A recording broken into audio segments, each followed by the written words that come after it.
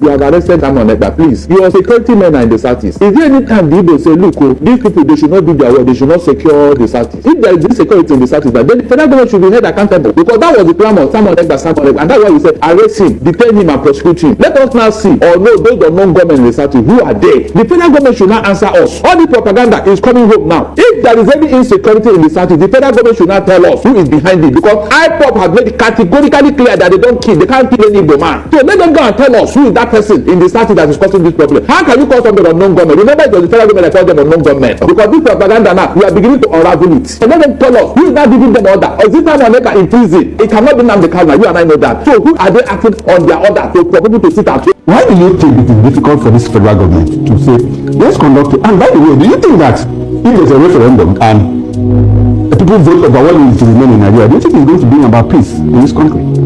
Thank you, Mr. Okoro. They will not, because they need you. You know, when you have enslaved your subjects, and this subject has become your hewer of wood and fetchers of your water, how will you let him go? Remember what happened in Egypt when God said you should allow my people to go. Pharaoh refused with all manner of excuses and all that, until Moses now devised a plan. He said, look, let us go and worship our God for 3 days. For 3 days. That was when Pharaoh now said, okay, 3 days. And the Egyptians are still waiting for Israel to come back to today. So when we see such a situation, you don't need to push it. Look at these other people who have been killing people. Is there anything we have not done for them to settle down? There was Roga, there was a cattle colony. In fact, there is even ranch now. They have created a ministry for them, all for us to have peace. Is that not true? But did any of them work? Okay, no. But so why can't you ask these people? Yes, when you say fetchers of wood and hewers of fetchers of water and hewers of yes. If you look at critically the 5 southeast states now in terms of resources, I mean there are more oil wells outside the southeast than within the southeast. So what exactly is the federal government interested in the southeast that they can't let them go? Aha, we are talking now. Remember, it is out of what? Fear, paranoid. Okay. You know, if they allow the southeast to go, the likelihood is that other regions will want to go too. That is the first thing that they are afraid of. Okay. They forgot that the Igbo man, his own lifestyle, his own makeup, his own worldview is different. As an egalitarian society and all that, all this thing about having one man up there who will tell the whole people what to do is not common with us, even though we have business and all that. That is why they have been able to come out of the civil war to be where they are today. Are you getting it? So if you allow such a person who are very diligent at work, who in fact who are everything you can think of in terms of what? Resource management, in terms of diligence, in terms of creativity, who will not do it for Nigeria? So you think that you think that Nigeria is having an Igbo problem, as the case may be? I think that is the word to put. That's how to put it. Yes, they are afraid of Igbos, nothing else. They are afraid of Igbos.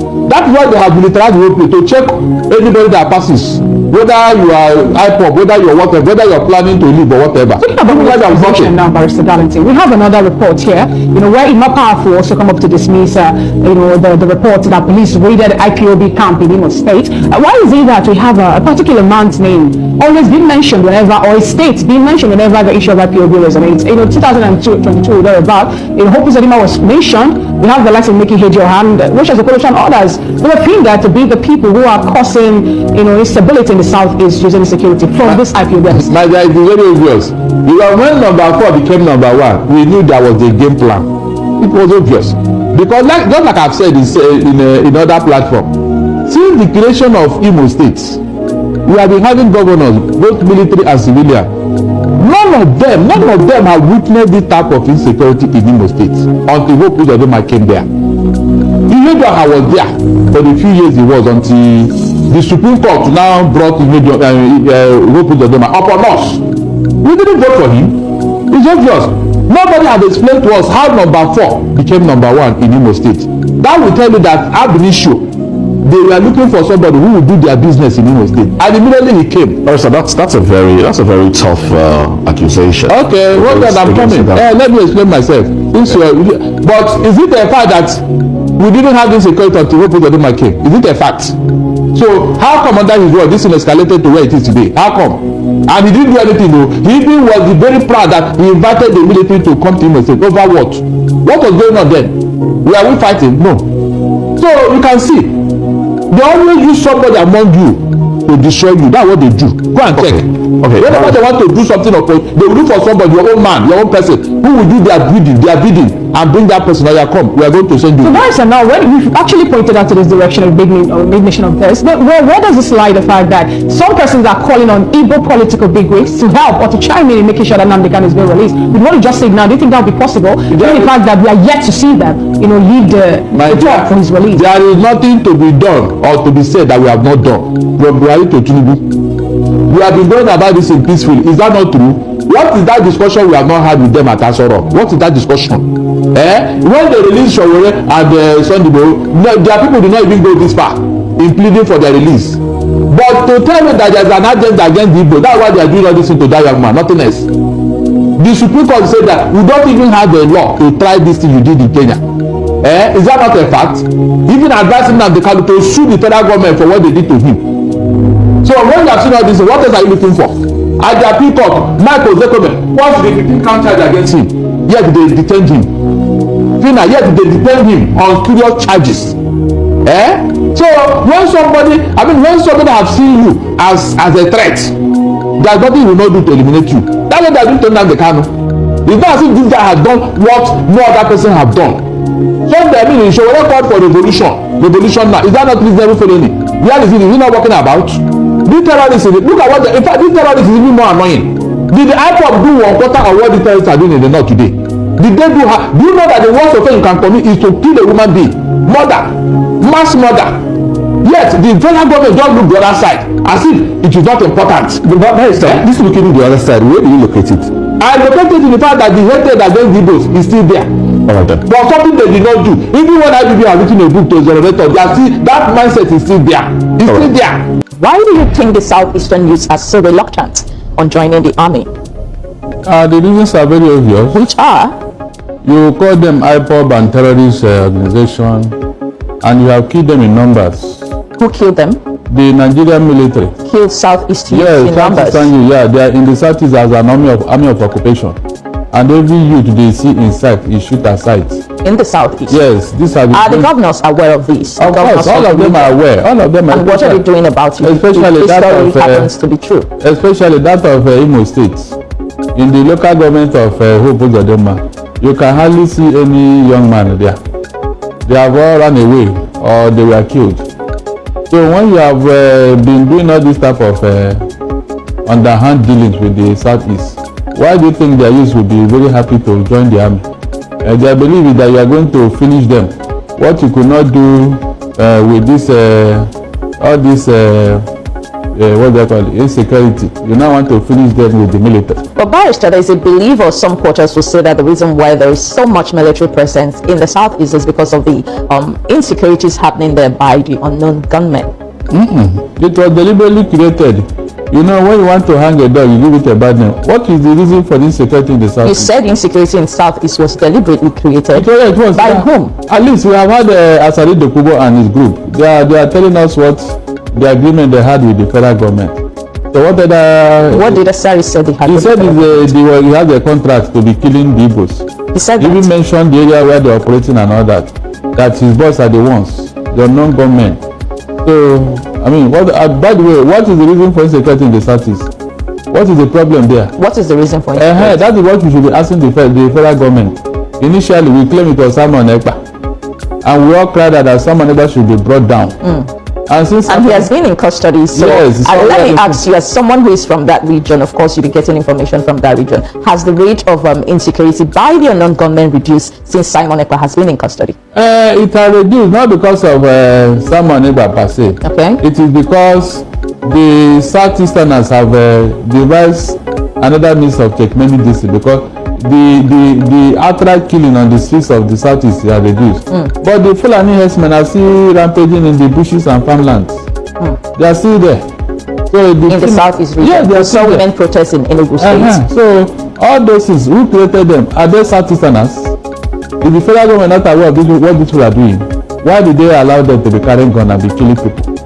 And when anybody wants to stop them or retaliate, the person is arrested, while the attacker is allowed to go free. So when you see all these things, are you not supposed to know that something is wrong somewhere?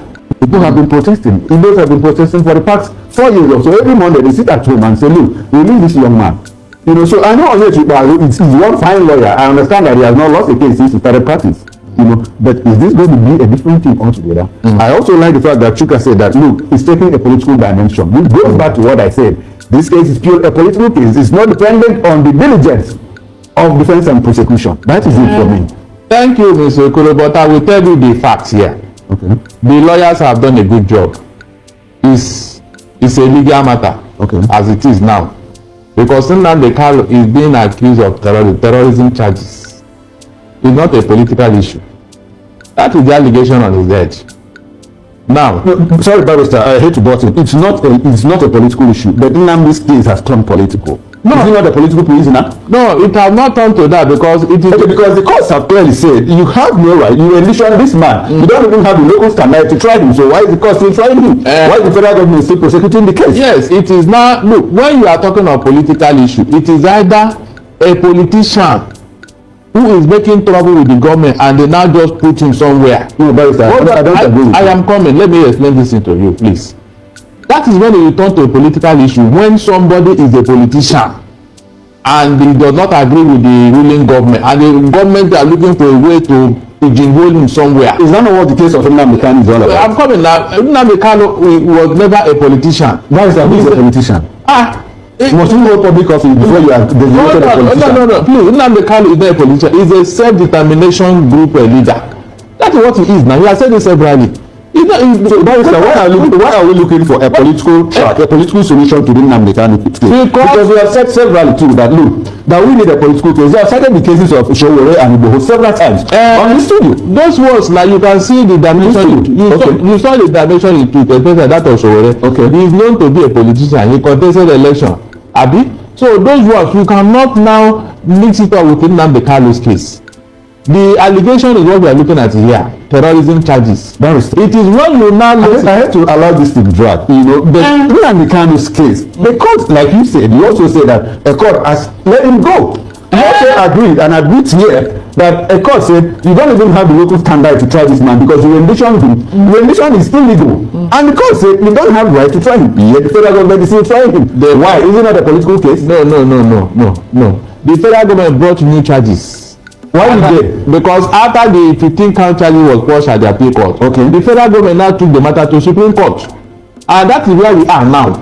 Are you getting it? That is where we are. So the issue here is that the legal luminaries in that court, they want to prove to the federal government that they are wrong in law. All right then. That is why we are. That's why where we are today. They want to prove to the federal government they are wrong in law. This is not the first time lawyers have proved to government that they are wrong. The same government went back immediately arrested him and slammed first time is on him. That is not what we are saying. We are saying two different things. No, we are not. They have not arrested Nnamdi Kanu when the court have discharged and acquitted him. They only brought fresh charges after that appeal court had been quashed.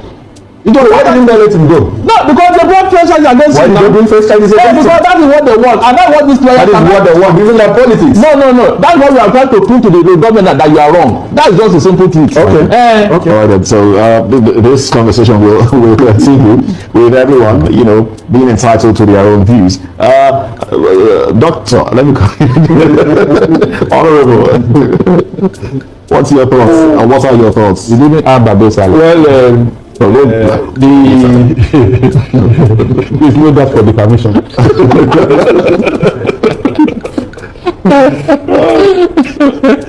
Talking seriously, I want to align with Chukwuma that this thing is taking a political dimension.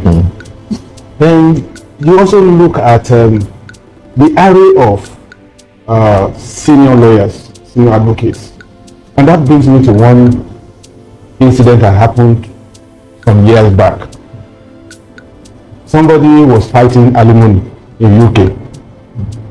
He had a very good case, but when the Queen's Counsel came face to face with him, the first question he asked is, what he told the man is, look, you have a very good case, but the area of judges sitting on the bench against you, I will advise that you settle out of court, because You imagine a woman fighting divorce and heading towards alimony, and you have all the women chauvinists sitting on the bench against a man. You should know that you already had a judgment before the judgment is passed. So whatever it is, lawyers are very, very smart. They know how to wriggle out of a quagmire. And so the point is, as it is today, starting a fresh case with Nnamdi Kanu, I consider it as elongating unnecessarily the continued stay of this man in detention, because processes would also be stunted through claims, counter claims, and affidavit, counter affidavit at the end of the day. But every minute, not even a day, every minute this man stays in detention, it's reducing his ability to move on with his life, and it's also reducing his ability to even hold on to his family, because the pressure would have been on the wife if not for the support that he's getting. A woman cannot stay for that long and still expect a comeback. You remember what happened to Nelson Mandela in South Africa shortly after he was released. You know what happened to the wife. You know, things like that. Because I'm looking at the emotional part of He's still a young man, and then we go and marry again. The wife will wait. Mandela got married to Samora Mache's wife, but still what we are saying is a political thing, and so it will still require political solution to find a way out of this logjam. Now, as far as I'm concerned, this matter is going to even help Nnamdi Kanu's fight for self-determination, because the whole world is going to see it from that prism that this is now a persecution, not a prosecution. So the federal government is helping the man's case. That's the truth. Right. And that's the way everybody look at it now. It's now what? A persecution, not prosecution. Because if you consider what is going on in Nigeria today, you think Nnamdi Kanu being detained, you ask yourself, come, these other people that have done worse things than Nnamdi Kanu. So now that are they being prosecuted? Execution. So you allow me with the fact that it will need a political solution. You know where the case is now. No, the federal government wanted to go through the whole court process, and we agree. Let me see how they prove it in court, because remember what Binta Nyako said, that the federal government cannot sustain this charge against Nnamdi Kanu. She said it. That is why over these years nothing has been done on that case. Okay. The federal government just rigmarole looking for a way. You know, I don't know what they are trying to get out of this man. So it will help. In fact, when people say that they are being marginalized, it will help our case so that the whole world will see. You have just validated what Chukwuma just said. This is political. No, hold on. If you say it's okay, let's not go back. It is not assumption. Let it be seen. Because if we did not go through the whole court process, nobody will know what happened at the end of the day. But we need to say this case goes through the whole hawk of the legal system, and it lasts for the next 12 years. Or you want a political solution where the case of Sowore and Igbo were treated, look, and dispensed with privilege. I told you why those two left, because their brother is there. You and I know. So it is political about this. Hold on. All the Igbo leaders have gone to Asoro to plead with Buhari when he was in government. Okay. What came out of it? So what does the federal government do? They went to Tinubu. What exactly does the federal government do? Yes, they want to plead a case that cannot be proven. That's it. So what does that leave Nnamdi? Let the court did not decide. The court that had decided before? No, look, Mr. Okoro, let the court not decide. Okay. That's what we are saying here, because they wanted it. He did everything. Because that's why they want to go through that route about political. They don't want it. It's okay. They don't want political solution. Okay. After we did everything anybody can do. Did they listen to us? Maybe one man said that they should hand Nnamdi Kanu over to Soludo, governor of Anambra. Hand over Nnamdi Kanu, and anytime you want, I will bring him. Did they listen to him? So what they do want us to do? Tell me. All right. And if you don't say, we don't want court case, they say, you see, they are running away from court case. Let them go to court, and let me see how they will prove it. Because even a layman who doesn't know anything about law know that it will be impossible for them to prosecute Nnamdi Kanu. In the first place, where did you All right. Let's conversation. because